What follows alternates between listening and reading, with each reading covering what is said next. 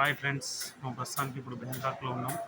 బ్యాంకాక్లో tiger పార్క్లో ఉన్నాం. ఇక్కడ టైగర్స్ చూస్తే చాలా టైగర్స్ ఉన్నాయి.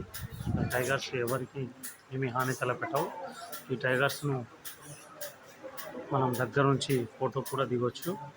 ఇక్కడ ఫోటో దిగడానికి మాత్రం టికెట్ తీసుకోవాలి. ఈ టైగర్స్ ఈ విధంగా ఉంటాయి.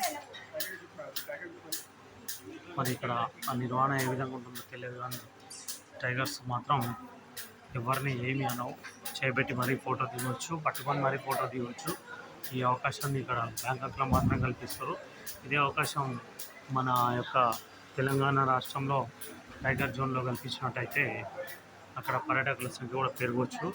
ఇక్కడ టైగర్స్ను మరి ఏ విధంగా కోచింగ్ ఇస్తారో వాళ్ళు అక్కడ ఉంటారు. అదేవిధంగా టైగర్స్ వచ్చేసి ఈ విధంగా తిరుగుతుంటాయి. ఎంతోమంది సందర్శకులు ఇక్కడ వస్తూ ఉంటారు టైగర్స్ చూడడానికి. టైగర్ యొక్క నైజం ఏంటి, ఈ ఆకలి వేసినప్పుడు బాగా తిరుగుతూ ఉంటుంది. అది టైగర్ యొక్క నైజం.